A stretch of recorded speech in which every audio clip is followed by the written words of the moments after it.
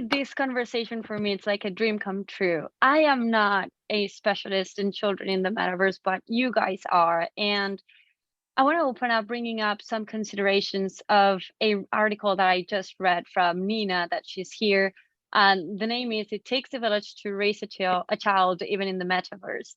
And what I like the most is that she highlights how the metaverse brings such a deeper emotional and psychological impact because the intentions of the VR and the intentions of the metaverse itself is to trick our emotions with the higher quality of experience it can get. It's the intentions of the technology getting there. And I just read also that Common Sense Media released a report where 17% of the kids between 8 and 18 years old, they have a VR headset. They are being tricked with this technology. And children, they are naturally curious. Their nature is wanting to be there and learn and be creative and play freely. They want to explore worlds. And as Nina said back there, I do believe also that we can build a metaverse that offers that safety and that is prioritizing over the technology and the hype of the experience, is really prioritizing our duties and responsibilities as the parents, as the adults, as the caregivers. And I think that's why, if we're aware that the metaverse experience does not end when you take off the headset, that the emotions that you embrace there and that children feel in there are moving forward with them on how they will appraise the real life world, how will they feel around other people, how they will feel around what they lived in that experience.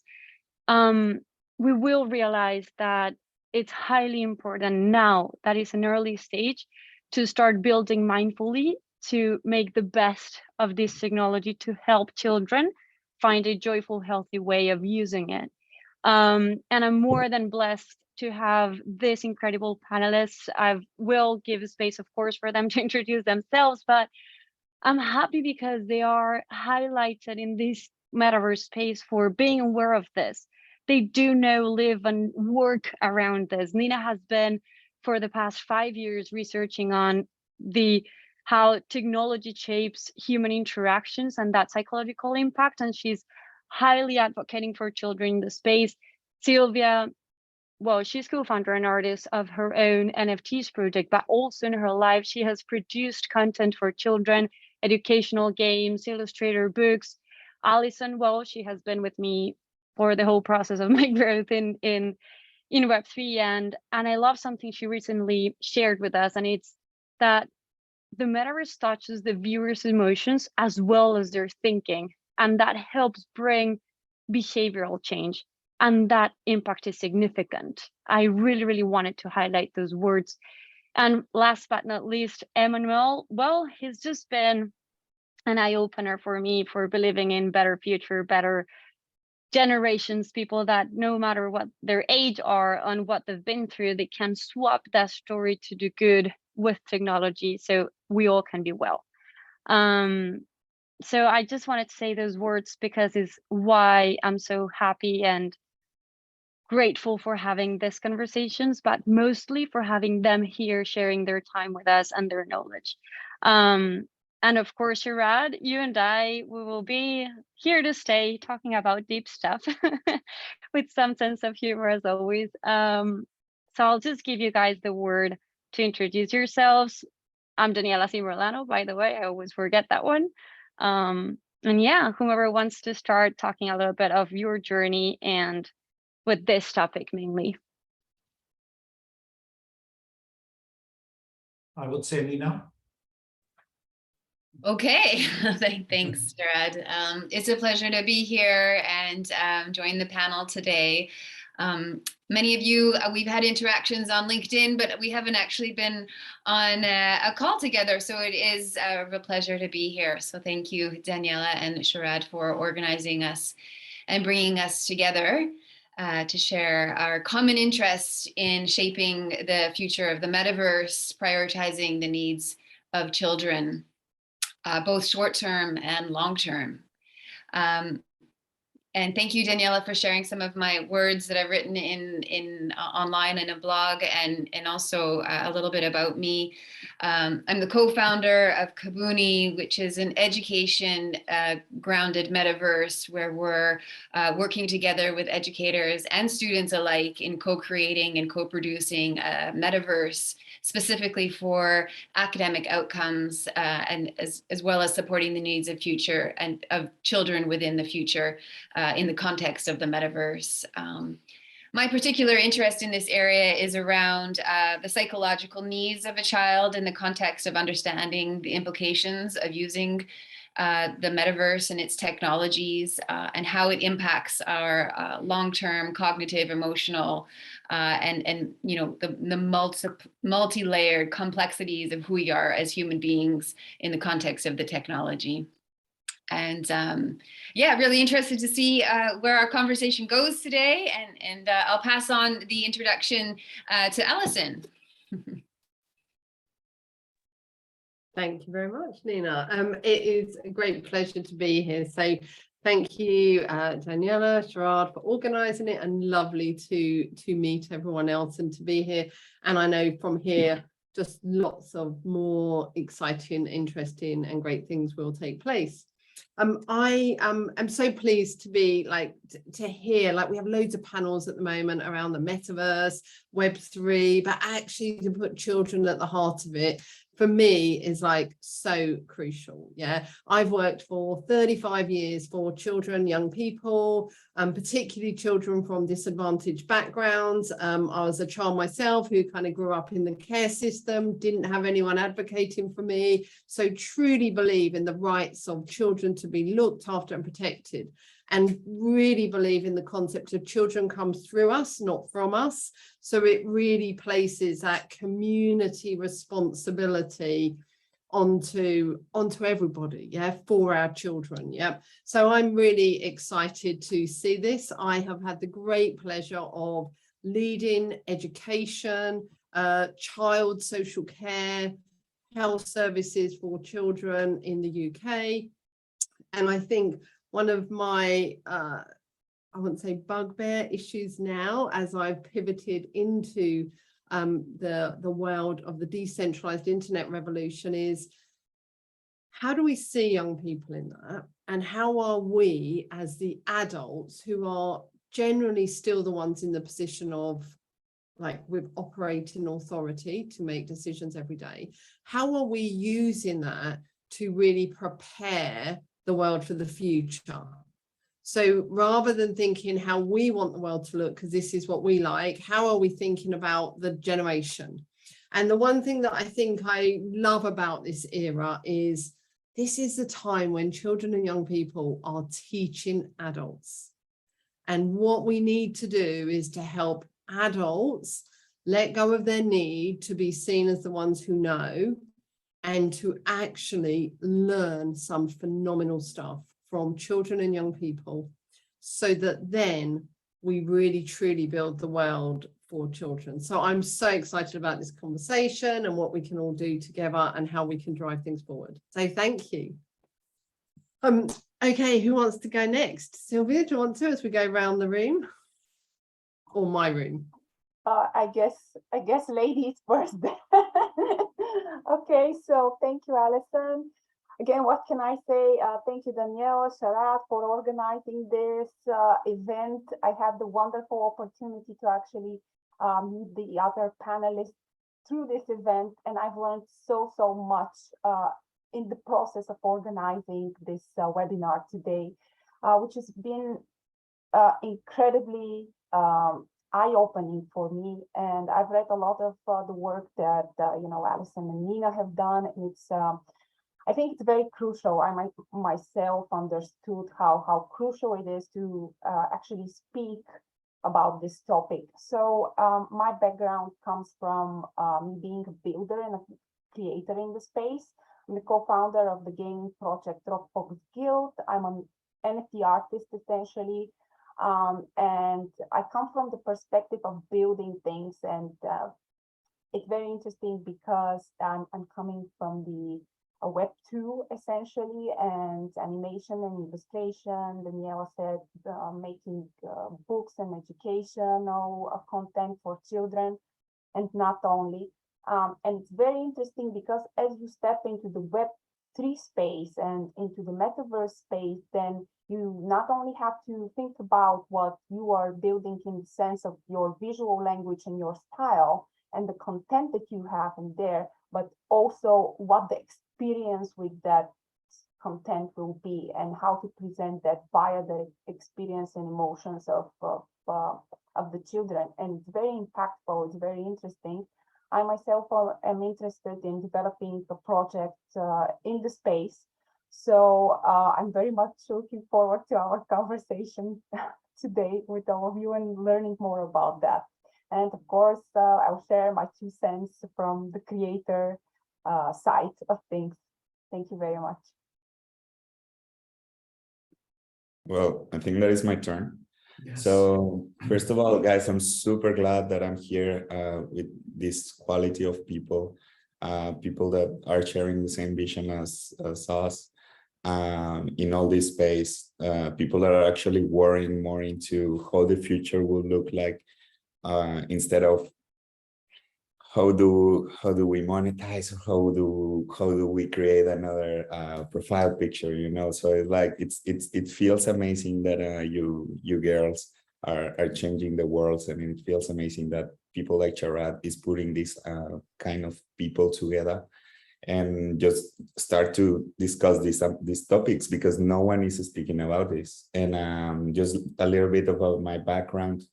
My background is strong in blockchain. My dad is one of the oldest blockchain developers, and since I'm a kid, I've been exposed to this kind of technology.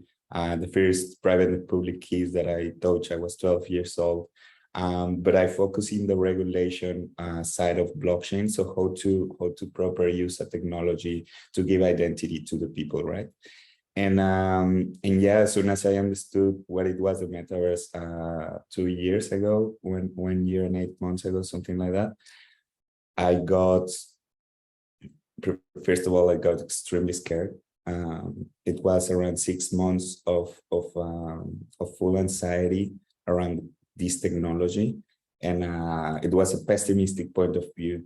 But then, thanks to people like Daniela, thanks to people like Sharad, I started to realize that the metaverse is not that bad, and still there's good people trying to influence into this environment.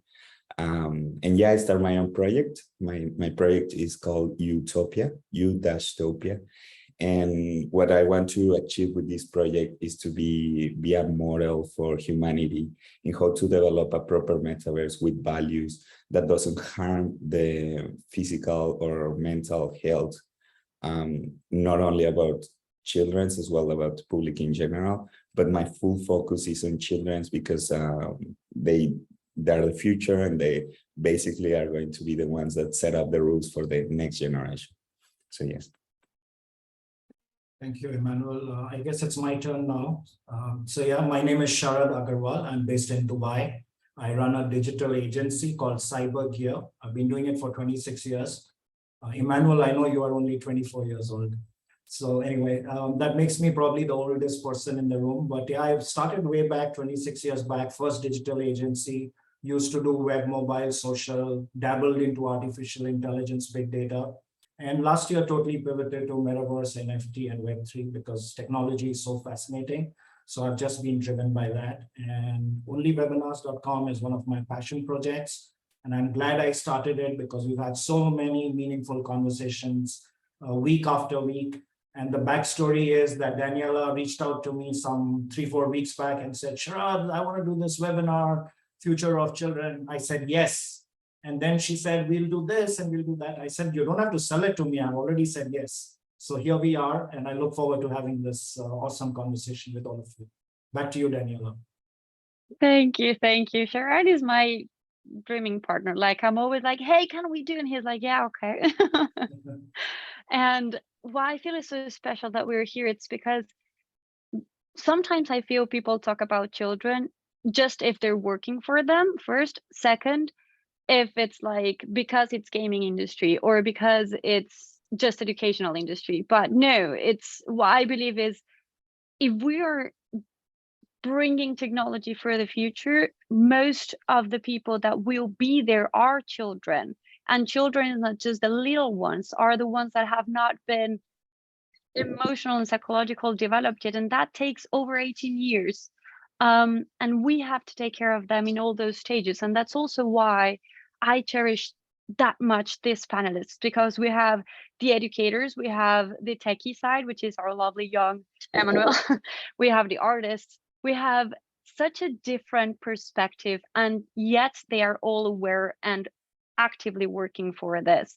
And they're taking care not of how can I create a product for children, but how can I take care of children with my product? And that's a whole different question that hopefully every founder of the metaverse should be asking themselves, because children are curious, because adolescents are curious, and as they all ended up in social media, they will end up in the metaverse. And we want to guide them through that. As Alison was just considering, the question is the other way around, is from children to us. And that's one of the best ways of actually starting to open up that creativity in the awareness of building a mindful metaverse. So about that, I wanted to ask the panelists, up to now and from your experience, what is the role that you've seen that children are having in the metaverse? And how do we allow that integration from in a healthier way for them? Like, what do you see that is happening now and those pain points that should be addressed?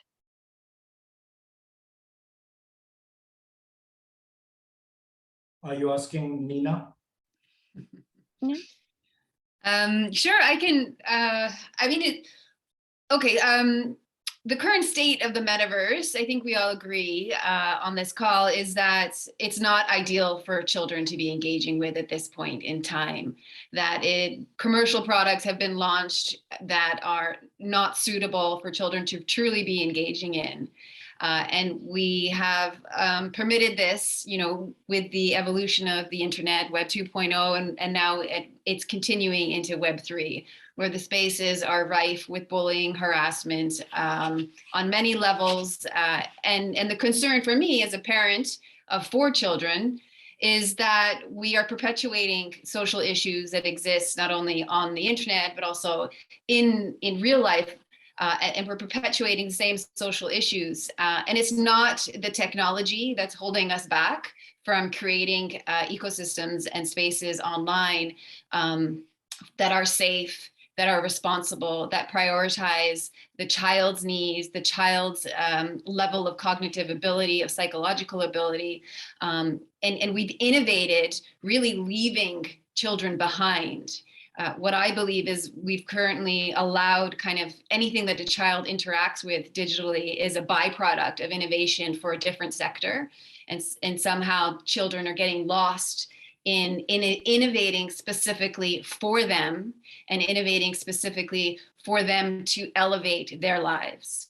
Right? Not a technology that's going to consume them, that's going to use their data to, manifest a cycle of irresponsible use with digital technology, but lacked at innovation, at using it to elevate their life experience, to enhance their lives. And that goes around across education technology, to be specific, but also obviously social engagement within technology as well.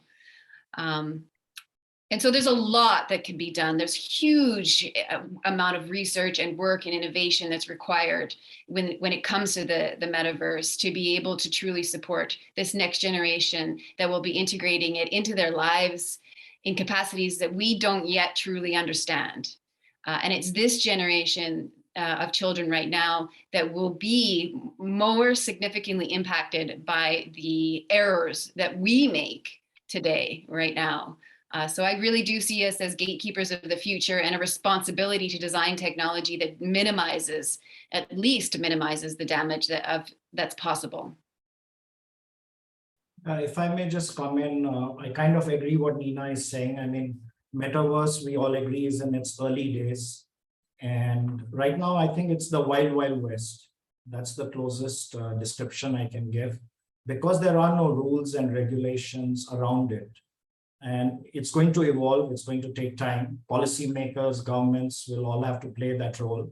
But until that kicks in, I think the onus is on us adults in the room to be taking the responsibility of monitoring or safeguarding the privacy of our children. So it's us, all of us in the room, that have to wear that hat till technology takes care of privacy issues, security issues. And yeah, so like I said, early days, Metaverse is what, very, very new. For me, it's back to 1996 when the internet started, and it took 26 years to evolve from bandwidth issues of dialing it with dial-up and watching Netflix today. But luckily, technology has accelerated so much that it won't take that long, probably a couple of years. And I know that governments are looking at this seriously because they want to regulate what's coming out there. And I guess guys like Emmanuel have taken the onus on them to start building to protect our children. And if I may just jump to him directly, because I've been having a lot of conversations with Emmanuel on this, and he knows a lot about this, and he has been through a lot of it. Being a teenager, he can walk the talk. So I'm going to hand it to Emmanuel to take this forward. Thanks a lot. I cannot agree more with Sharad and Nina. Guys, like the metaverse is not safe at all. Like there's no discussion about it. The metaverse is not safe. And if you want to see it from a government perspective, yeah, you have casinos and you don't have a proper KYC. KYC is when you register your identity. You don't have a proper KYC. And so like that's just the beginning, right? From the governments. From a dad's perspective, you don't have algorithms that identify the content inside the metaverse. This means your kid can look at adult content at any time. And from a kid's perspective, you don't have like what Sharad says, you don't have these interaction regulators between user and user that says these are the limitants of language, these are the limitants of interactions that I can do between the peers. So we have the technology to regulate all this stuff, but we're not doing it. And taking it into another perspective is that we've been looking into the first hints of the metaverse since a while ago, or maybe like 10 years ago, with Second Life. We've been looking into Minecraft, we've been looking into Fortnite, and there's some really successful stories, but I see a lack of interaction between the government and the kids. And this is, for me, this is essential because the kids are educating the government through the experience, but the government is not listening. The government is not giving them a voice. The government is not telling them, what can I do to make your play safe? Or how do you feel when you are playing 10 hours per day on this video game? And the government is the one that is not asking the right questions. The kids are actually doing what kids do, and is play, and is experience, and is go for it, and it's just explore what is this new technology. And obviously they're better than us, right? Because they adapt a lot better. Their morphology, the brain morphology that they have allow them to grow faster in the knowledge interaction. But we are not asking the right questions. So for the question is, what is the roles of the kids? The kids are the explorers. The kids are the ones that are going to change the world. The kids are going to be the persons that will set up the rules for the future. And what is our problem? The problem is that the government is not asking the questions, and the government is not giving enough voice to those kids. I want to jump in there because Emmanuel and I, we're like the good cop, bad cop. So usually he's the voice of like, oh my God, the government, and I'm the voice of hope.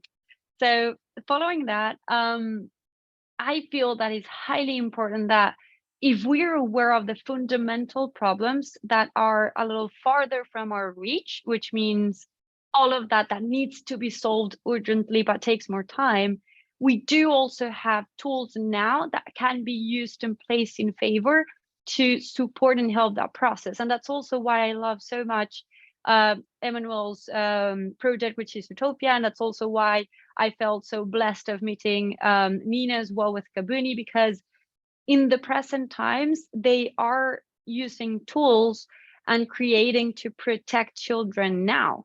And I feel that the children question is not just for the metaverse, which means, as Emmanuel was saying, they are the explorers of the world in general. And our responsibility there is to show them and walk them through how to healthy explore the world. And that means that learning on the risks and learning on the current capabilities of the metaverse deeper a little bit, we will be more able to walk the children today through that, because the government will take more time to be solved, and it's highly important, but there are children today going in there. And we do have language tools, questions to help them understand how to work through them. And I think that is my voice of hope. If there's people like the 5 people here with me that are currently placing technology to help that are currently educating with the metaverse, are currently believing in emotional healing with the metaverse, it's because there are present tools that are supporting that, not just like a dream, but in the present times. And those are the little seeds for the children of the future. And when the metaverse technology evolves and gets better, there will be another lecture number 2 of the current metaverse, how to take and protect them from, if that makes sense. So having said that, I feel that I'd like to support that children's role in the metaverse and in the world is explorers. And I'd like to highlight the hope that there are current live projects taking action for that as well. And double click on, having said that, how can we, like, what are the benefits that you see that the metaverse can bring to children if used for good? Maybe Alison could help us. I'm gonna jump in with a couple of thoughts, but I do want to make a couple of comments on what we've heard so far, and totally support that everything we build has to be safe. Yeah, everything that we build has to be accessible, inclusive, and safe. And I also believe the responsibility for that sits with all parties. Yeah, so it is about those who are building. It's those who are funding the building of it. It's for governments, as we say, it's for educators, it's for parents. Everybody plays a role in that. And as we've also said, it's important that children and young people play an equal role in that. So for me, I think it's recognizing that everyone has a role. This can't be something that's done even with governments legislating or putting regulation in. That won't solve it. I mean, we've all had the Facebook experience. We've all had all of those where children have been unsafe. Yeah, we have the in real life unsafeness. And I think we have to always see all the eras. We always have that. I spent my life protecting children from all those different environments that they can go. So we've got to remember that, and our collective challenge, for some reason in the world, adults think they can harm children. Don't know why, like, because we're all children at some point. I don't quite understand that, but they do. So I think that is important. I think one of the things as adults we also need to do is to try to get our language to be a bit more positive around children as well, because I think some of the words I've heard so far around especially the metaverse, is it's tricked, it's unhealthy. There's lots of words where it's about, it's a negative experience. Coming to your point about how it can be used positively, some young people will say that they can be their true self in the metaverse, or in those virtual spaces where they can't be that in school, they can't be that at home. Think of all those young people who have suppressed their sexuality for years and feel actually I can connect with people online and I can be who I'm truly me. There's those whole issues of people, young people with disabilities, and they feel they can meet people in a virtual world, and people don't see that bit of them first. What they see is what they present. There are so many positives. Young people who don't go to school for a range of reasons, they can actually meet in virtual spaces and have classrooms and have real lessons. And they don't have to present. They can present as their alien, as a whatever image they want. Now, I know we need all the protection. Who am I engaging with? Who's the person on the other side? But there are so many ways that this can enable people from different countries who are unable to move geographically and not able to get employment. They can use the metaverse to uplift themselves and secure employment in ways. And these are 16, 17-year-olds. I'm not talking just of older people. People who have been using the metaverse type platforms, gaming, they have got a huge skill set and are been the ones who have been actually developing some of this metaverse. There are so many positives, and we need to look at all the positives, and our role is to always make sure that we put as many protective factors in there as possible. So I just think that we need to really celebrate all the different ways that this metaverse is going to empower so many children, and especially because they are so creative and innovative in their creativity and explorers. I love that word. They are the explorers, aren't they? Sorry, so they're my thoughts on how it can be used positively. And just a reminder to us all to kind of see it, that also the most important thing, if we get Web3 metaverse into education curriculum from year R, we all put kids on iPad, or not all, but everyone has kids on iPad, many of them do, on iPads and everything playing.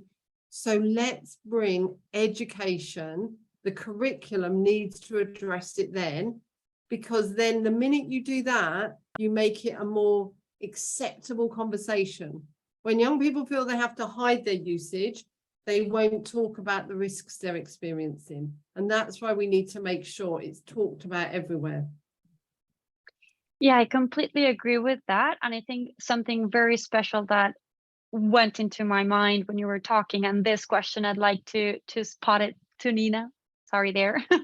And is, I do believe in that. I believe that if it's awarely, mindfully placed, the metaverse can brightly be used for educational experience. And education through experience tends to be speed up the learning process. And that's why children and people in general, but children learn through gaming a lot, on stuff around in real life interactions of hard stuff like maths. They can also learn like that. And so I really want to highlight here this question on, in the brightness of the good use of the metaverse, how are you with Kabuni helping children to learn through the metaverse? And attaching this to Elena Rivers' question, because you've talked about this with me, how do you do that? Check kids' age because I know you do protect them in there. I know that you've placed a system so you're sure that just children and the facilitator of the lessons are there. And that's something that in the practice, I feel it's special and beautiful. So thank you so much for sharing that with us. Yeah, share a little bit about Kabuni. So we're specifically for children ages 8 to 16, directly impacting academic outcomes based on an evidence-based approach to improve retention, engagement, speed, and in the long-term vision, also well-being and health as well. And so we work with educators with the existing curriculum across all subject matters, to design pedagogical experiences and innovate specifically with the content of the history lesson that all children learn across the UK and globally as well, but enhancing the experience using the technology. So that means field trips, that means traveling back in time, that means art, creative expression through art, drama, music, dance, even creativity, And so there, as Alison indicated, there's a huge possibility with the technology to bring education to life. And one thing that we learned over the pandemic is that, again, children and educators have been massively underserved when it comes to innovation in technology. And they were left behind in terms of how to use the technology remotely. And even, it became very evident to parents that innovation in the classroom is also very inadequate and doing a disservice to our children and our educators. And so with the metaverse and its components and the technology, we have an opportunity to elevate the current education system. Within the context of Kabuni, yes, we have an authentication process that allows us to confirm who the child is, and also the educators in our ecosystem as well. I won't go into detail into that. But one of the other interesting aspects of treating people with human dignity and respect in the metaverse is also understanding how children treat each other in digital spaces as well. Because as much as we can keep predators and bad actors away from children, children also have a tendency, because of how we've taught them how to use digital spaces and this psychological othering of the self in our digital spaces, we use it often to express parts of ourselves that we wouldn't in real life. And that's something that needs to be readdressed. And that's part of the work of what we are shaping that's metaverse into, is how do we treat each other as human beings on the other side of that avatar? And that's one of the big pieces here in terms of our belief in re-educating this next generation about how we use digital spaces, because the current state of it is not doing any of us any service. And so it's a long journey. Like, this is not a quick, make a buck and we're out. This is a lifelong journey, a legacy of how to, what it looks like, what it feels like to be a child growing up with the metaverse. And how do we want them to feel? How do we want them to use the technology, not only for their engagement, for their children's engagement, and so on and so on. And so, again, an evidence-based approach, a slow, iterative approach, a co-productive, collaborative, and co-produced with the people, the citizens who are using our technology. I loved it. What are your thoughts here, Sharad? Yeah, I just wanted to add that what I'm seeing in my community and talking to friends is, we adults are so busy in our lives. We are, working 8 to 12 hours a day. We are just happy sometimes that our kids are busy on their own, on their mobiles or their desktops. And we think they are playing games, video games, but, they are on Roblox, Fortnite, Minecraft, what have you. They are familiar with the currencies, that these platforms have. They are actually using our credit cards to check in and then buy digital assets, etc.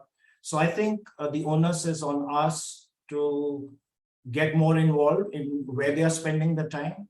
And we need to really understand where, what are they playing and how come they are addicted to this? How come they are spending 6 hours a day doing things that we don't even understand? So I think the role of parents is very important for us to understand these games, understand the currencies, what is Roblox, or what are mine coins, or whatever else is involved, and then start having these honest conversations with children so they don't have to hide what they're doing, but they actually talk to us one-on-one, right? So we need to have those conversations, and probably we need to request them to ditch their mobiles and project on the family TV screens that we have, those large screens, so that we can all participate and watch together. So I think that perhaps might be a good idea. You're such a cute dad. Like, you're such a great educator, really.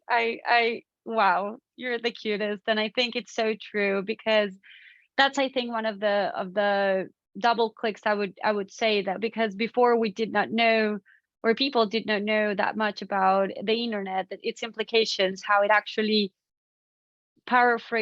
frames how we relate to each other, and the permissions we're giving, like the cancel culture type of thing, the permissions we're giving on how we treat each other virtually, that for these generations, I am very compassionate, because our parents didn't really understand it to actually teach us how to use it. Like, it was that weird stage. Right now, I think we've have enough experience in ourselves to swap that conversation and be involved with them. And I think that's beautiful.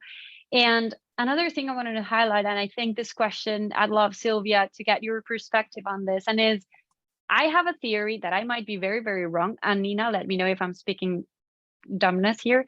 But I do believe in this hopeful way that we can teach better for children, and framing what Alison was saying in means of they can be free in their own style in the metaverse. How does that feel to be in a world where they belong to themselves, where they belong to how they want to look, what they want to do, and be guided by us in that to be healthy for others, of course. But in the individual experience, I think that could be very interesting to see if we can make it to evolve for people to accept each other in real life first, and so they can be more empathic and creative and beautiful to others, because they've learned how that feels in the metaverse experience, if I'm making sense.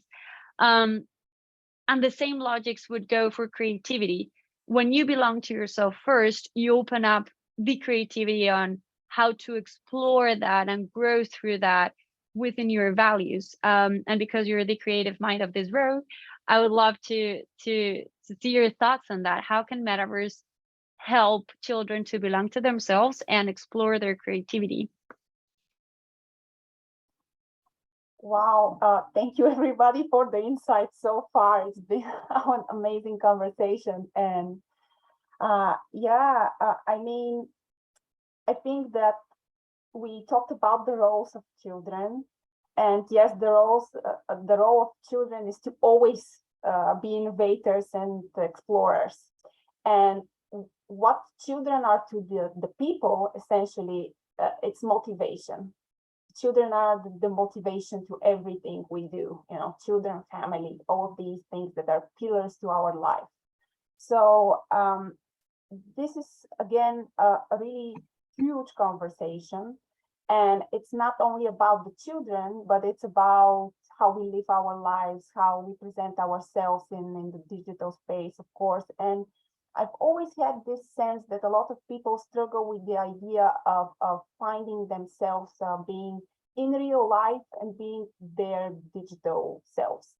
And to be honest, that's something for me that I don't really understand. And it's going back to what you said, because to be creative and to be in this space, you have to understand yourself and understand the world to be able to produce something that's enriching and something that's true. And if you don't do that, it doesn't happen. So you have to know yourself to be able to function like that.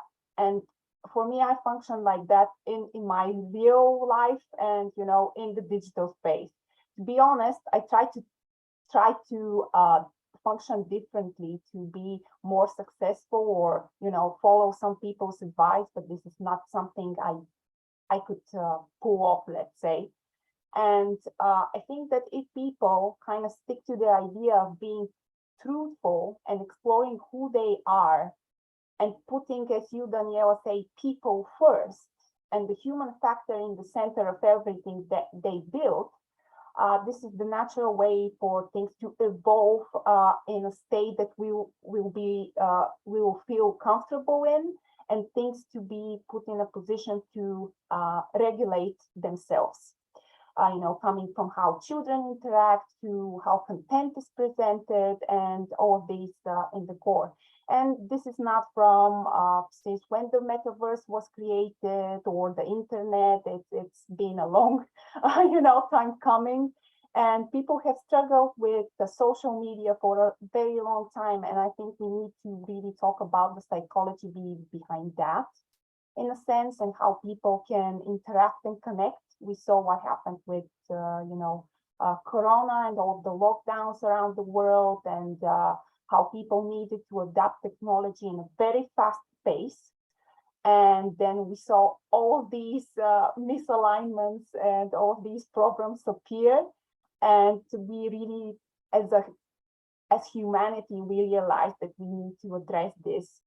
And of course, there are always the people in there who are there to make the fun game for children and just don't care and make the quick buck out of it. But this is not something that's sustainable, and it's not something that will stay for long, I believe, because I feel that the most important things are honesty and connecting with people and building something of value, something that solves problems for the people. And it can be through technology, but the human emotion and human factor need to be in the center of it, because sometimes I think that this Alison talked about it, that people think about Web3 and digital space as this stale space where you can't have this emotion and interaction with people in a way that's meaningful, and we really tend to focus more on the negative rather than the positives of this all. But for me, coming from Bulgaria, a country that's not in the center of the limelight, and being able to have all these opportunities to speak to you today, to engage with people from around the world, work with teams from the four corners of the globe, it's just an incredible opportunity. If you accept that as being part of yourself and who you are, and balance your life and feel good in your skin, this is something that helps, and it helps to set the right example to the children, how they interact with the technology. And just, yes, this is my cue for everything. Give positive examples of how things should be done. And yes, we had so many panelists here today speaking from their own experience and the metaverses that they have built. And this is incredible. Just another thing, because I know I've been talking for a long time. When you build something, when you do something in Web2, imagine you're building a plane, just a flat plane. And then when you go into the metaverse, you are building a whole new dimension to everything in there. So if I draw a cube and I print it in a book, a child would open the book and look at the cube. But if they enter the metaverse, they will be able to take the cube in their hands. They will be able to play with the cube, throw it to somebody else, and engage in a new way. So when you are building that, you are now just not becoming the creator. You may be the creator, but then your project is starting to have a life of its own, where actually the children and the people engaging are the storytellers in there.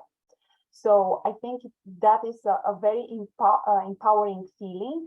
And I think that if just more people make the right choices and build meaningfully and sensibly, I think that a few good examples will just lead the way to essentially what's a revolution, I think, because the technology and the need for it will not disappear for sure.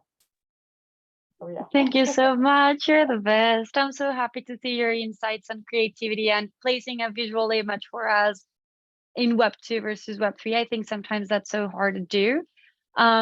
And because we have 10 minutes left and I love closures out of hope and practical stuff, I see that Emmanuel down there is taking notes and doing all his mind mapping, because I know what he does.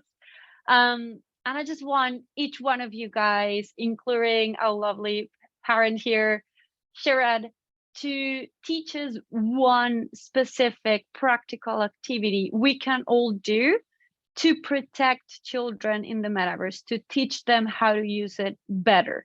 Elena Rivers just shared one practical thing with us, which is pretty much telling and teaching your children of like screen time.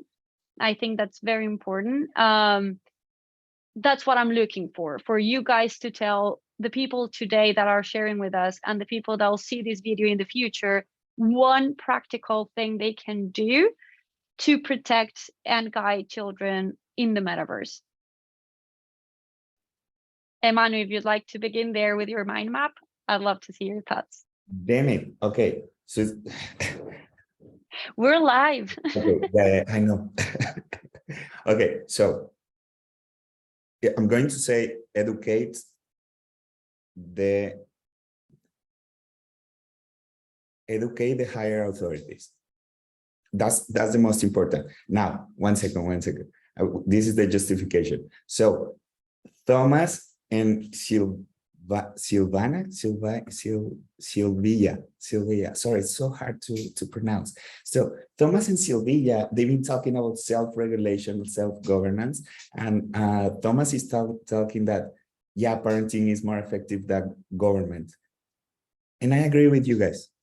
But as well, I agree that we as humans are corrupt as individuals.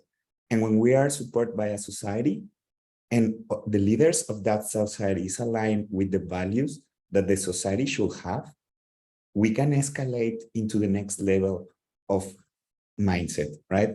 So for me, it's educate the higher authorities so they will do a waterfall of knowledge that will help the people that are in the bottom of the knowledge that are the kids.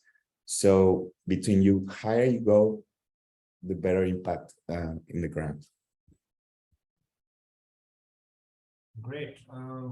Yeah, so my practical tip would be we should look at the cause, the reason why children go into the virtual world and spend so much time. And in my opinion, they go there because in the real world, they have certain unfulfilled requirements. And we need to tackle that. That's the cause. So we need to explore, talk to our children, and give them some real world things to do, right? Playing in the park seems to be a thing of the past. But, you know, and when kids go together, they sit in a park and they are on their mobiles. They're not playing with each other anymore.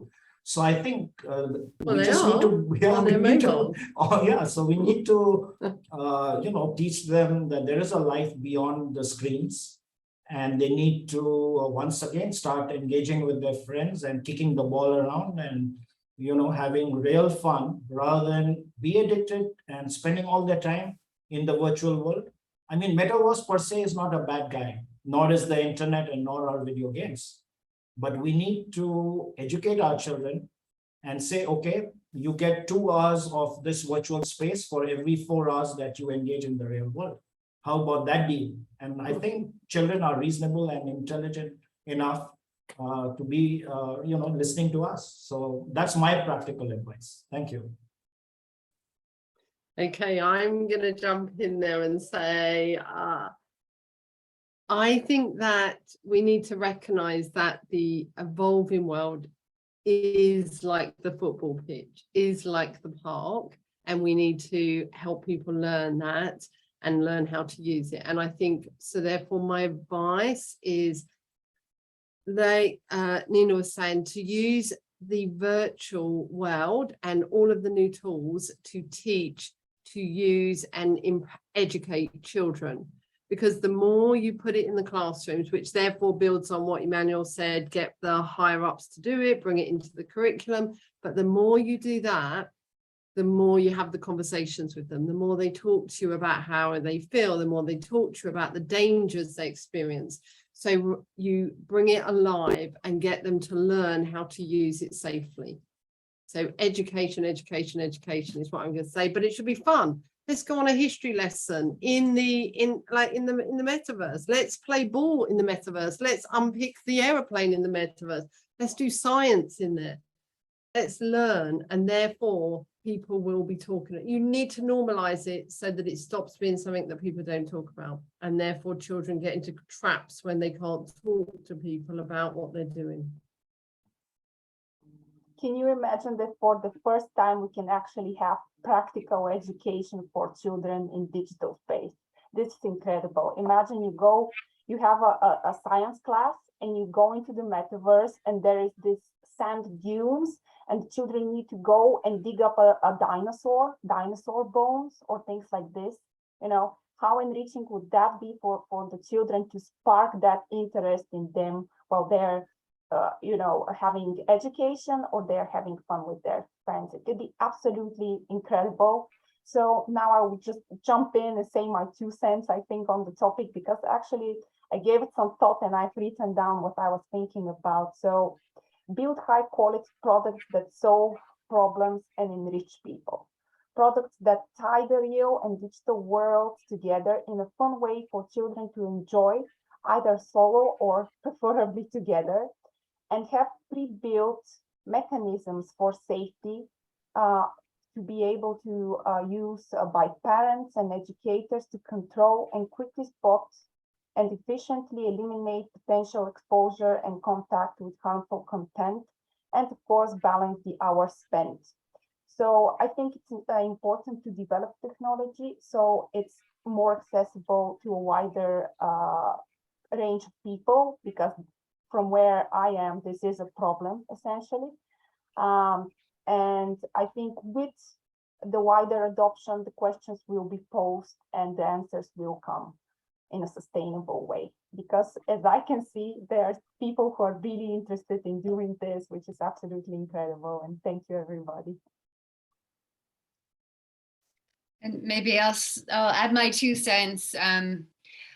I think we all have to accept this is no easy task, and there is no simple answer to generating, shaping the future of a metaverse that minimizes the damage for our children and the next iteration of the internet. And there certainly is a huge amount of potential.